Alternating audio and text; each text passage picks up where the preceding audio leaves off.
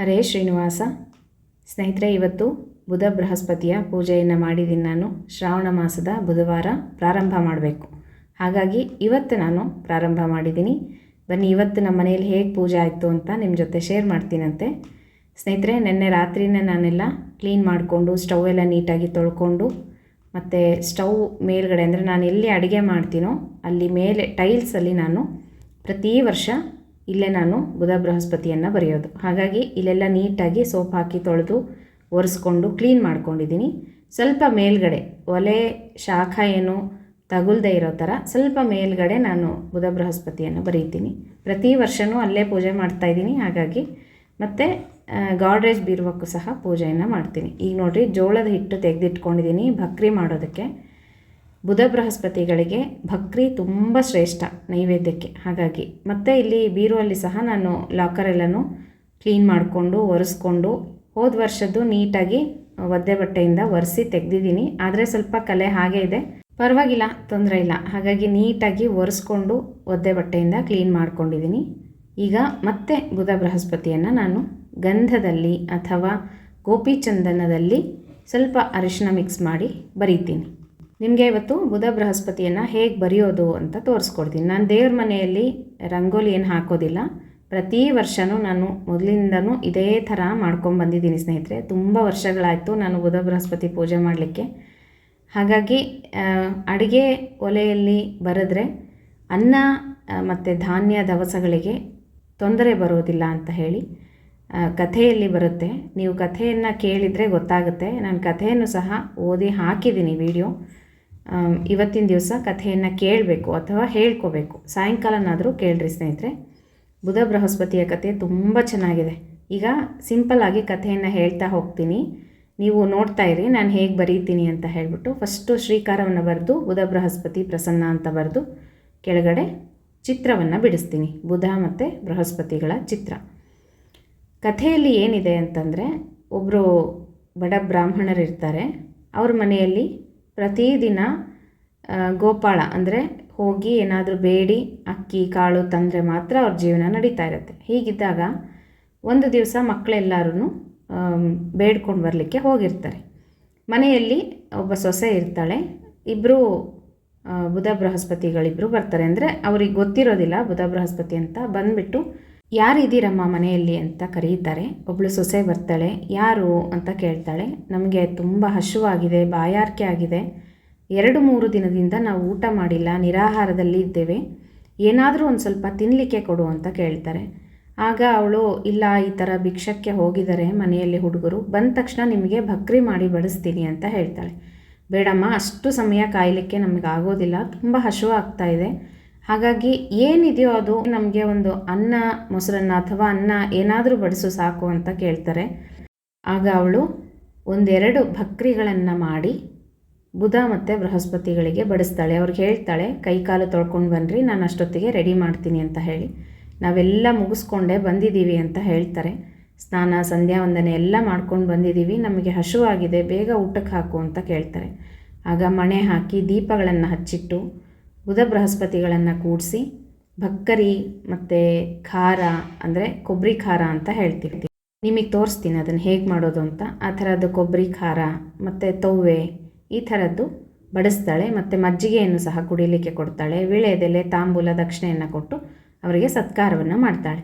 ಅವರು ಆಶೀರ್ವಾದವನ್ನು ಮಾಡಿ ಹೋಗ್ತಾರೆ. ಒಳ್ಳೆಯದಾಗಲಿ, ನಿಮ್ಮನೆ ಏಳಿಗೆ ಆಗಲಿ, ಅನ್ನ ಬೇಕಾದವರು ಅಡಿಗೆ ಒಲೆ ಗೋಡೆ ಮೇಲೆ ಬರಿಬೇಕು ನಮ್ಮನ್ನು, ಹಾಗೆಯೇ ಸಂಪತ್ತು ಬೇಕಾದವರು ಪೆಟ್ಟಿಗೆಯಲ್ಲಿ ಬರೆದು ಪೂಜೆಯನ್ನು ಮಾಡಬೇಕು ಅಂತ ಹೇಳ್ತಾರೆ.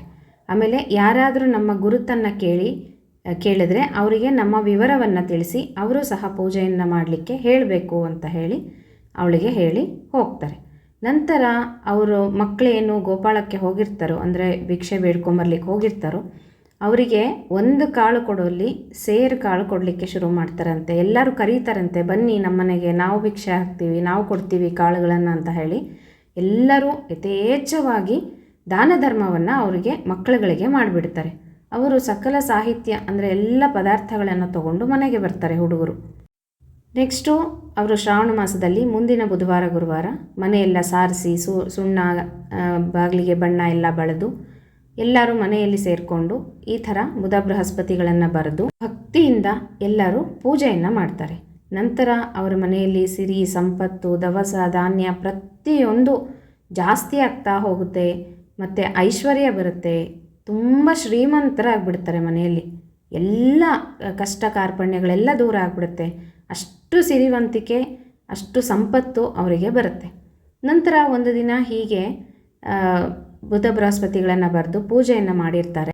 ಮಕ್ಕಳುಗಳು ಏನು ಮಾಡ್ತಾರೆ, ಮನೆಯಲ್ಲಿ ಪುಟ್ಟ ಪುಟ್ಟ ಮಕ್ಕಳು ಆ ಗೊಂಬೆಯನ್ನೆಲ್ಲ ಅಳಿಸ್ಬಿಟ್ಟು, ಚಿತ್ರ ಏನು ಬರೆದಿರ್ತಾರೆ ದೇವತೆಗಳದ್ದು ಅದನ್ನು ಅಳಿಸ್ಬಿಡೋದು, ಮತ್ತು ಅಡುಗೆ ಮಾಡಿಟ್ಟಿರ್ತಾರೆ ನೈವೇದ್ಯಕ್ಕೆ ಅಂತ ಹೇಳಿ ಅದನ್ನು ತೊಗೊಂಡು ಬಂದು ಊಟ ಮಾಡಿಬಿಡೋದು, ಈ ಥರ ಎಲ್ಲ ಮಾಡಿಬಿಡ್ತಾರೆ. ನಂತರ ಅವರಿಗೆ ದಾರಿದ್ರ್ಯ ಬಂದುಬಿಡುತ್ತೆ ಮನೆಯಲ್ಲಿ. ಸ್ನೇಹಿತರೆ, ಇವಾಗ ಕೊಬ್ಬರಿ ಖಾರ ಹೇಗೆ ಮಾಡೋದು ಅಂತ ತಿಳಿಸ್ಕೊಡ್ತಾ ಇದ್ದೀನಿ. ಒಣ ಕೊಬ್ಬರಿ ಮಿಕ್ಸಿಗೆ ಹಾಕ್ಕೊಂಡು ಸ್ವಲ್ಪ ಜೀರಿಗೆ ಮೆಣಸು ಹುರಿದ್ಬಿಟ್ಟು ಅದನ್ನು ಹಾಕ್ಕೊಂಡು ಮತ್ತು ಸ್ವಲ್ಪ ಉಪ್ಪು ಇದನ್ನು ಮಿಕ್ಸಿ ಮಾಡಿಕೊಂಡು ಪೌಡರ್ ಮಾಡ್ಕೊಳ್ಳೋದು. ಈಗ ವ್ರತ ಇದೆಯಲ್ಲ, ಹಾಗಾಗಿ ಖಾರದ ಪುಡಿ ಬರೋದಿಲ್ಲ. ಇಲ್ಲ ಅಂತಂದರೆ ಅಚ್ಚ ಖಾರದ ಪುಡಿ ಒಣ ಕೊಬ್ಬರಿ ಹಾಕಿ ಪೌಡರ್ ಮಾಡಿ ಈ ರೀತಿ ಉಪ್ಪು ಹಾಕಿ ಕಲಿಸಿದ್ರೆ ಇದು ಒಣ ಕೊಬ್ಬರಿ ಪುಡಿ ಅಂತ ಹೇಳ್ತಾರೆ. ಮತ್ತು ಆವಾಗಿಂದ ಅವ್ರಿಗೆ ತುಂಬ ದಾರಿದ್ರ್ಯ ಬರುತ್ತೆ. ಮನೆಯಲ್ಲಿ ತುಂಬ ಕಷ್ಟ, ಅನಾರೋಗ್ಯಗಳು, ಊಟ ಮಾಡಲಿಕ್ಕೆ ಸಹ ಏನೂ ಇರ್ತಿರೋದಿಲ್ಲ, ಅಷ್ಟು ದಾರಿದ್ರ್ಯ ಬಂದುಬಿಡುತ್ತೆ. ಮನೆಯಲ್ಲಿರ್ತಕ್ಕಂಥ ಒಬ್ಬ ಮಗ ಮನೆ ಬಿಟ್ಟು ಹೋಗ್ಬಿಡ್ತಾನೆ. ಹೋಗಿ ಎಲ್ಲೋ ಜೀವನ ಮಾಡಿಬಿಡೋಣ, ತುಂಬ ಬಡತನ ಇರಲಿಕ್ಕೆ ಆಗ್ತಾಯಿಲ್ಲ ಅಂತ ಹೋಗ್ಬಿಡ್ತಾನೆ. ಆಗ ಇವರು ಸಹ ಮನೆಯಲ್ಲಿ ಊರಲ್ಲಿ ಇರಲಿಕ್ಕೆ ಸಾಧ್ಯ ಆಗೋದಿಲ್ಲ, ಅಷ್ಟು ಬಡತನ. ಅದಕ್ಕೆ ನಾವು ಬೇರೆ ಊರಿಗೆ ಹೋಗ್ಬಿಟ್ಟು ಜೀವನ ಮಾಡೋಣ ಅಂತ ಹೇಳಿ ಎಲ್ಲ ಹೆಂಡತಿ ಮಕ್ಕಳು ಗಂಡ ಎಲ್ಲರೂ ಸೇರಿಕೊಂಡು ಊರು ಬಿಟ್ಬಿಡ್ತಾರೆ. ಹಾಗೆ ಊರೂರು ತಿರುಗಿ ಅಲ್ಲಿ ಇಲ್ಲಿ ಏನೇನೋ ಕೆಲಸಗಳನ್ನು ಮಾಡಿ ಜೀವನ ಮಾಡ್ತಾ ಇರ್ತಾರೆ. ಒಂದು ದಿನ ಈ ಮಗ ಮನೆ ಬಿಟ್ಟು ಹೋಗಿರ್ತಾನಲ್ಲ, ಅವ್ರ ಮಗ ಅವನು ಒಂದು ಊರಿಗೆ ಹೋಗ್ತಾನೆ. ಆ ಊರಿನಲ್ಲಿ ಒಬ್ಬ ರಾಜ ಇರ್ತಾನೆ, ಅವನು ತೀರ್ಕೊಂಬಿಟ್ಟಿರ್ತಾನೆ, ಸತ್ತೋಗಿರ್ತಾನೆ. ಮತ್ತು ಊರಿಗೆ ಯಾವ ರಾಜನೂ ಇರೋದಿಲ್ಲ. ಯಾರನ್ನ ರಾಜನನ್ನಾಗಿ ಮಾಡಬೇಕು ಅಂತ ಪ್ರಜೆಗಳು ಅಲ್ಲಿ ಇರ್ತಕ್ಕಂಥವ್ರೆಲ್ಲರೂ ಯೋಚನೆ ಮಾಡ್ತಾ ಇರ್ತಾರೆ. ಆಗ ಒಂದು ಆನೆಯನ್ನು ಕರ್ಕೊಂಡು ಬಂದು ಆನೆಗೆ ಹೂವಿನ ಮಾಲೆಯನ್ನು ಕೊಟ್ಟು, ಈ ಆನೆ ಯಾರ ಕೊರಳಿಗೆ ಮಾಲೆಯನ್ನು ಹಾಕುತ್ತೋ ಅವರನ್ನೇ ನಾವು ರಾಜನನ್ನಾಗಿ ಮಾಡೋಣ ಅಂತ ಹೇಳಿ ಪ್ರಜೆಗಳೆಲ್ಲರೂ ಡಿಸೈಡ್ ಮಾಡ್ತಾರೆ. ಆಗ ಆ ಮಾಲೆಯನ್ನು ಕೊಟ್ಟಾಗ ಆನೆ ಏನು ಮಾಡುತ್ತೆ, ಓಡ್ಕೊಂಡು ಹೋಗಿ ಯಾರು ಇವ್ರ ಮಗ ಇರ್ತಾನಲ್ವ ಅಲ್ಲಿ ನಿಂತಿರ್ತಾನೆ ಅವನಿಗೆ ಹೋಗಿ ಹಾಕಿಬಿಡುತ್ತೆ. ಆವಾಗ ಅವರಂತಾರೆ, ಇಷ್ಟು ಬಡವ ಇದ್ದಾನೆ, ಇವನು ದಾರಿದ್ರ್ಯ ಇದ್ದಾನೆ, ಇವನಿಗೇನು ರಾಜ್ಯವನ್ನು ಕಟ್ಟೋದು, ಇವನು ರಾಜ್ಯವನ್ನು ನೋಡಲಿಕ್ಕೆ ಸಾಧ್ಯ ಇಲ್ಲ, ನಮ್ಮನ್ನೆಲ್ಲರನ್ನು ಇವನ ಥರನೇ ಮಾಡಿಬಿಡ್ತಾನೆ, ಹಾಗಾಗಿ ಇವನು ಯೋಗ್ಯನಲ್ಲ ಅಂತ ಹೇಳಿ ಅವನ ಕೊರಳಲ್ಲಿದ್ದಂಥ ಮಾಲೆಯನ್ನು ತಗೊಂಡು ಅವನ್ನ ಆ ಕಡೆ ದಬ್ಬಿ ಬಿಡ್ತಾರೆ. ಹೋಗ್ಬಿಡು, ನೀನು ಇಲ್ಲಿರಬೇಡ ಅಂತ ಹೇಳಿ ಕಳಿಸ್ಬಿಡ್ತಾರೆ. ನಂತರ ಮತ್ತೆ ಆನೆಯ ಒಂದು ಸೊಂಡಲಿಗೆ ಈ ಮಾಲೆಯನ್ನು ಹಾಕ್ತಾರೆ. ಮತ್ತೆ ಯಾರಿಗಾದ್ರೂ ಬೇರೆಯವನಿಗೆ ಹಾಕುತ್ತಾ ನೋಡೋಣ ಆನೆ ಅಂತ ಹೇಳಿ ಮತ್ತೆ ಆನೆ ಏನು ಮಾಡುತ್ತೆ, ಅವನಿಗೆ ಹೋಗಿ ಮಾಲೆಯನ್ನು ಹಾಕುತ್ತೆ. ಆಗ ಎಲ್ಲರೂ ಯೋಚನೆ ಮಾಡ್ತಾರೆ, ನಾವು ಇದನ್ನು ನಿರ್ಧಾರ ಮಾಡೋದಲ್ಲ, ಭಗವಂತನೇ ನಿರ್ಧಾರ ಮಾಡಿದ್ದಾನೆ, ಹಾಗಾಗಿ ಇವನಿಗೆ ನಮ್ಮ ರಾಜನನ್ನಾಗಿ ಮಾಡಿಕೊಂಡು ಇವನಿಗೆ ಪಟ್ಟವನ್ನು ಕಟ್ಟೋಣ ಅಂತ ಹೇಳಿ ಎಲ್ಲರೂ ನಿರ್ಧಾರ ಮಾಡಿ ಅವನನ್ನು ಊರ ರಾಜನನ್ನಾಗಿ ಮಾಡಿಬಿಡ್ತಾರೆ.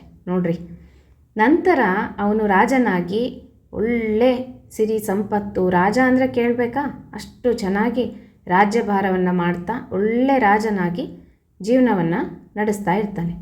ಈ ತಂದೆ ತಾಯಿ ಬಂಧು ಬಳಗದವರೆಲ್ಲ ಊರೂರು ತಿರ್ಕೊಂಡು ಏನೇನೋ ಕೆಲಸಗಳನ್ನು ಮಾಡಿಕೊಂಡು ಸುಸ್ತಾಗಿ ಹೊಟ್ಟೆಗಿಲ್ದೇನೆ ದಾರಿದ್ರ್ಯವನ್ನು ಅನುಭವಿಸ್ತಾ ಈ ರಾಜ ಏನಾಗಿರ್ತಾನಲ್ಲ ಅವರ ಮಗ ಆ ಊರಿಗೇನೆ ಬರ್ತಾರೆ.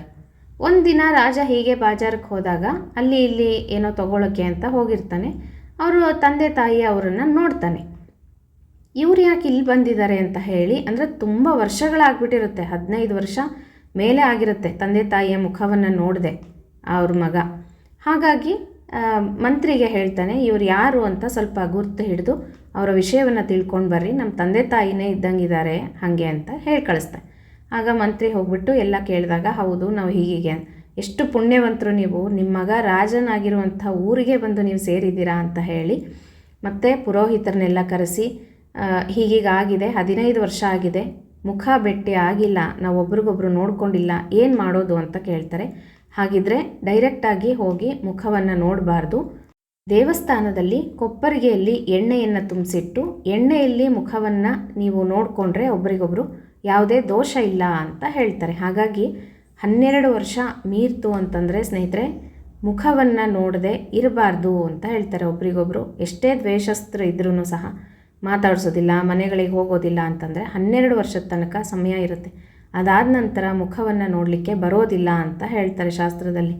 ಹಾಗಾಗಿ ಮತ್ತೆ ರಾಜ ಎಲ್ಲ ಊರೆಲ್ಲ ಶೃಂಗಾರ ಮಾಡಿ ಎಷ್ಟು ವಿಜೃಂಭಣೆಯಿಂದ ತಂದೆ ತಾಯಿ ಬಂಧು ಬಳಗ ಎಲ್ಲರನ್ನೂ ಅಲಂಕಾರವನ್ನು ಮಾಡಿಸಿ, ವಜ್ರ ವೈಡೂರ್ಯ ಆಭರಣಗಳನ್ನು ತೊಡಿಸಿ, ಒಳ್ಳೆ ಪೀತಾಂಬರಿಗಳನ್ನು ಉಡಿಸಿ, ಮೆರವಣಿಗೆಯ ಮೂಲಕ ಬ್ಯಾಂಡು ಭಜಂತ್ರಿಗಳ ಮೂಲಕ ಗುಡಿಗೆ ಕರ್ಕೊಂಡು ಬರ್ತಾರೆ. ಆವಾಗ ಅಲ್ಲಿ ಕೊಪ್ಪರಿಗೆ ಎಣ್ಣೆಯನ್ನು ತರಿಸಿ ಮುಖವನ್ನು ನೋಡ್ತಾರೆ. ಮಗನನ್ನು ನೋಡಿ ಸಂತೋಷ ಆಗುತ್ತೆ ತಂದೆ ತಾಯಿಗೆ. ನಾವು ಹಿಂದೆ ಮಾಡಿದಂಥ ಪುಣ್ಯ ಈಗ ಒದಗಿ ಬಂದಿದೆ ಅಂತ ಹೇಳಿ ನೆನೆಸ್ಕೊತಾರೆ ಬುಧ ಬೃಹಸ್ಪತಿಗಳನ್ನು. ನಂತರ ಎಲ್ಲ ಜನರಿಗೂ ಪ್ರಜೆಗಳಿಗೂ ಒಳ್ಳೆ ಹಬ್ಬದ ಅಡಿಗೆಯನ್ನು ಮಾಡಿ ಊಟಗಳಿಗೆ ಹಾಕಿ ಕೈ ತುಂಬ ದಾನ ದಕ್ಷಿಣೆಗಳನ್ನು ಕೊಟ್ಟು ಅವರೆಲ್ಲರೂ ಹರಸಿ ಮಂತ್ರಾಕ್ಷತೆಯನ್ನು ಹಾಕಿ ಹೋಗ್ತಾರೆ. ರಾಜನಿಗೆ ನೀನು ಕೋಟ್ಯಾಧೀಶ್ವರನಾಗು, ಲಕ್ಷಾಧೀಶ್ವರನಾಗು ಅಂತ ಹೇಳಿ ಆಶೀರ್ವಾದ ಮಾಡ್ತಾರೆ. ನಂತರ ಎಲ್ಲ ತಂದೆ ತಾಯಿ ಬಂಧು ಬಳಗದೊಟ್ಟಿಗೆ ಅರಮನೆಯನ್ನು ಸೇರ್ತಾನೆ ರಾಜ. ನಂತರ ಎಲ್ಲರಿಗೂ ಮದುವೆಗಳನ್ನು ಮಾಡ್ತಾನೆ, ಸುಖವಾಗಿ ಜೀವನವನ್ನು ಮಾಡ್ತಾರೆ. ಅವತ್ತಿನಿಂದ ಅವರು ಬುಧ ಬೃಹಸ್ಪತಿಯ ಪೂಜೆಯನ್ನು ಮತ್ತೆ ಮಾಡಲಿಕ್ಕೆ ಪ್ರಾರಂಭ ಮಾಡ್ತಾರೆ. ಹೀಗೆ ಬುಧ ಬೃಹಸ್ಪತಿಗಳ ಪೂಜೆಯನ್ನು ಶ್ರಾವಣ ಮಾಸದಲ್ಲಿ ಬುಧವಾರ ಮತ್ತು ಗುರುವಾರ ಮಾಡೋದ್ರಿಂದ ಎಷ್ಟೇ ಕಷ್ಟಗಳಿದ್ರೂ ಸಹ ಪರಿಹಾರ ಆಗುತ್ತೆ. ಮನೆಯಲ್ಲಿ ಧನ ಧಾನ್ಯ ಸಂಪತ್ತು ಅಭಿವೃದ್ಧಿ ಆಗುತ್ತೆ. ನನಗಂತೂ ತುಂಬ ಒಳ್ಳೆಯದಾಗಿದೆ ಸ್ನೇಹಿತರೆ ಈ ಪೂಜೆಯನ್ನು ಮಾಡೋದ್ರಿಂದ. ನೀವು ಸಹ ಮಾಡಿಕೊಳ್ಳ್ರಿ. ನೋಡಿರಿ, ಬಕ್ರಿ ತುಪ್ಪ ಬೆಣ್ಣೆನೂ ಸಹ ನೈವೇದ್ಯ ಮಾಡ್ಬೋದು. ಮತ್ತು ಬೆಲ್ಲ ತುಪ್ಪ ಕೊಬ್ಬರಿ ಖಾರ ನೋಡಿದ್ರಲ್ಲ ಮಾಡಿದ್ದು ಅದು, ಮತ್ತು ಮಜ್ಜಿಗೆ, ಇದಿಷ್ಟನ್ನು ಇವತ್ತು ನೈವೇದ್ಯ ಮಾಡ್ತಾಯಿದ್ದೀನಿ. ನಾಳೆ ದಿವಸ ಮೊಸರನ್ನು ಮಾಡಿಬಿಟ್ಟು ನೈವೇದ್ಯವನ್ನು ಮಾಡ್ತೀನಿ. ನೋಡಿರಿ, ತಾಂಬೂಲ ದಕ್ಷಿಣೆ ಸಹಿತ ನೈವೇದ್ಯವನ್ನು ಮಾಡಬೇಕು. ಈಗ ಪೂಜೆಯನ್ನು ಮಾಡೋದು ಹೇಗೆ ಅಂತ ತೋರಿಸ್ಕೊಡ್ತೀನಿ. ಮೊದಲಿಗೆ ಸಂಕಲ್ಪವನ್ನು ಮಾಡಿಕೊಂಡು ಪೂಜೆಯನ್ನು ಪ್ರಾರಂಭ ಮಾಡಬೇಕು. ದೀಪವನ್ನು ಹಚ್ಚಿಡಬೇಕು. ನಂತರ ಗೆಜ್ಜೆ ವಸ್ತ್ರ ಹೂವನ್ನು ಏರಿಸಿ ಧೂಪ ದೀಪ ನೈವೇದ್ಯವನ್ನು ಮಾಡಿ ಆರತಿಯನ್ನು ಮಾಡೋದು ಮತ್ತು ಕಥೆಯನ್ನು ಓದ್ಕೊಳ್ಳೋದು. ಇದಿಷ್ಟು ಸಿಂಪಲ್ಲಾಗಿ ಪೂಜೆಯನ್ನು ಮಾಡೋದು. ನಾನು ಯಾಕೆ ರಂಗೋಲಿಯಿಂದ ಬಿಡಿಸಿಲ್ಲ ನಿಮಗೆ ಹೇಳಿದ್ದೀನಿ ಅಂತಂದರೆ, ಕೆಲವರು ಮನೆಯಲ್ಲಿ ಮಡಿ ಮೈಲಿಗೆ ಆಚಾರ ವಿಚಾರಗಳನ್ನು ಮಾಡ್ತಾ ಇರೋದಿಲ್ಲ. ರಜಾ ಆದಾಗ ಮನೆಯಲ್ಲೆಲ್ಲ ಕಲಿಸ್ಕೊಂಡು ಓಡಾಡ್ತಾ ಇರ್ತಾರೆ. ಹಾಗಿದ್ದಾಗ ದಯವಿಟ್ಟು ಈ ಥರ ಅಡುಗೆ ಮನೆಯಲ್ಲಾಗಲಿ ಬೀರುಗಳಿಗಾಗಲಿ ಬರಿಬೇಡ್ರಿ. ಯಾಕಂದರೆ ಎಲ್ಲವನ್ನ ಮುಟ್ಕೊತಾ ಇರ್ತಾರೆ. ಅದಕ್ಕೋಸ್ಕರ ನಮ್ಮ ಮನೆಗಳಲ್ಲಿ ಅಂತಹ ಸಮಸ್ಯೆಗಳು ಬರೋದಿಲ್ಲ. ಹಾಗಾಗಿ ನಾನು ಈ ರೀತಿಯಾಗಿ ಪೂಜೆಯನ್ನು ಮಾಡ್ತೀನಿ. ಯಾಕಂದರೆ ಹೋದ ಸಲ ಒಬ್ಬರು ಈ ಥರ ಮಾಡಿಬಿಟ್ಟು ರಜಾ ಆಗಿದ್ದೀನಿ, ಅದನ್ನೆಲ್ಲ ಅಳಿಸ್ಬಿಟ್ಟಿದ್ದೀವಿ ಅಂತೆಲ್ಲ ನನಗೆ ತಿಳಿಸಿದರು. ಹಾಗೆ ದಯವಿಟ್ಟು ಮಾಡಲಿಕ್ಕೆ ಹೋಗಬೇಡ್ರಿ. ನಿಮಗೆ ಗೊತ್ತಾಗುತ್ತಲ್ವ ನಾವು ಯಾವ ಥರ ಮಾಡಿದ್ರೆ ನಮಗೆ ಒಳ್ಳೆಯದು ಅಂತ. ದೇವ್ರ ಮನೆಯಲ್ಲಿ ಫೋಟೋ ಇಟ್ಟು ಪೂಜೆಯನ್ನು ಮಾಡ್ಕೋಬೋದು, ಮತ್ತು ರಂಗೋಲಿಯಿಂದನೂ ಸಹ ಪೂಜೆಯನ್ನು ಮಾಡ್ಕೋಬೋದು. ನೋಡಿರಿ, ಈಗ ಧೂಪ ದೀಪ ನೈವೇದ್ಯವನ್ನು ಸಹ ಮಾಡಿಬಿಟ್ಟು ಕೊನೆಯದಾಗಿ ಬುಧ ಬೃಹಸ್ಪತಿಗಳಿಗೆ ಆರತಿಯನ್ನು ಮಾಡ್ತಾಯಿದ್ದೀನಿ. ನೋಡಿರಿ, ಬುಧ ಬೃಹಸ್ಪತಿಗಳ ಅಂತರ್ಯಾಮಿಯಾದಂಥ ಭಗವಂತನಿಗೆ ನಾವು ಆರತಿಯನ್ನು ಮಾಡ್ತಾಯಿದ್ದೀವಿ ಅಂತ ಹೇಳಿ ಭಗವಂತನ ಸ್ತೋತ್ರಗಳು ಹಾಡುಗಳನ್ನು ಹೇಳ್ತಾ ಆರತಿಯನ್ನು ಮಾಡಬೇಕು. ಬುಧವಾರದ ದಿವಸ ಪ್ರಾರಂಭ ಮಾಡಬೇಕು. ಕಥೆಯಲ್ಲೇ ಬರುತ್ತೆ, ಶ್ರಾವಣ ಮಾಸದ ಮೊದಲ ಬುಧವಾರ ಪೂಜೆಯನ್ನು ಪ್ರಾರಂಭ ಮಾಡಬೇಕು ಅಂತ ಹೇಳಿ. ಹಾಗಾಗಿ ನಾನು ಇವತ್ತಿಂದ ಪ್ರಾರಂಭ ಮಾಡಿದ್ದೀನಿ. ಕೆಲವರೆಲ್ಲ ಕೇಳಿದ್ರಿ, ನೆಕ್ಸ್ಟ್ ವಾರದಿಂದ ದಧಿವ್ರತ ಪ್ರಾರಂಭ ಆಗುತ್ತೆ, ಮೊಸರನ್ನು ಹೇಗೆ ನೈವೇದ್ಯ ಮಾಡೋದು ಅಂತ. ಮಜ್ಜಿಗೆಯನ್ನು ಕಲಸಿ ಅನ್ನವನ್ನು ಕಲಸಿ ನೈವೇದ್ಯ ಮಾಡ್ಬೋದು, ಅಥವಾ ಬಕ್ರಿ ಮಾಡ್ಬೋದು. ಪಲ್ಯ ಅಡುಗೆ ನೈವೇದ್ಯ ತವ್ವೆ ಪಾಯಸ ಅನ್ನ ಮಾಡಿ ನೈವೇದ್ಯ ಮಾಡ್ಬೋದು. ಈ ರೀತಿ ಈಗ ನೋಡಿರಿ, ಕಥೆಯನ್ನು ಓದ್ತಾ ಇದ್ದೀನಿ. ಕಥೆ ಬೆಳಗ್ಗೆನೇ ಓದ್ಕೊಂಡ್ಬಿಡ್ತೀನಿ ನಾನು. ನಂತರ ಪ್ರದಕ್ಷಿಣೆ ನಮಸ್ಕಾರವನ್ನು ಮಾಡಿಬಿಟ್ರೆ ಇವತ್ತಿನ ಬುಧ ಬೃಹಸ್ಪತಿಗಳ ಪೂಜೆ ಮುಗೀತು ಸ್ನೇಹಿತರೆ. ನೀವು ಎಲ್ಲ ಮಾಡ್ಕೊಂಡಿದ್ದೀರಾ? ಕಮೆಂಟ್ ಮಾಡಿರಿ ಯಾರೆಲ್ಲ ಮಾಡಿದ್ದೀರಾ ಅಂತ ಹೇಳಿ. ಫೋಟೋನು ಸಹ ಕಳಿಸಿದ್ದೀನಿ, ಪ್ರಿಂಟೌಟ್ ತೆಗೆಸ್ಕೊಂಡಿರ್ತೀರಾ. ಅದನ್ನು ದೇವ್ರ ಮನೆಯಲ್ಲಿ ಇಟ್ಬಿಟ್ಟು ಪೂಜೆಯನ್ನು ಮಾಡ್ಕೊಳ್ಳೋದು. ಸ್ನೇಹಿತರೆ, ಇದಿಷ್ಟು ನಮ್ಮ ಮನೆಯಲ್ಲಿ ಇವತ್ತು ನಾನು ಮಾಡಿದಂಥ ಬುಧ ಬೃಹಸ್ಪತಿಗಳ ಪೂಜೆ. ಹೇಗನ್ನಿಸ್ತು ಕಮೆಂಟ್ ಮಾಡಿ ತಿಳಿಸೋದು ಮರಿಬೇಡ್ರಿ. ಮತ್ತು ಮುಂದಿನ ವಿಡಿಯೋಟಿಗೆ ಸಿಗೋಣಂತೆ. ಹರೇ ಶ್ರೀನಿವಾಸ.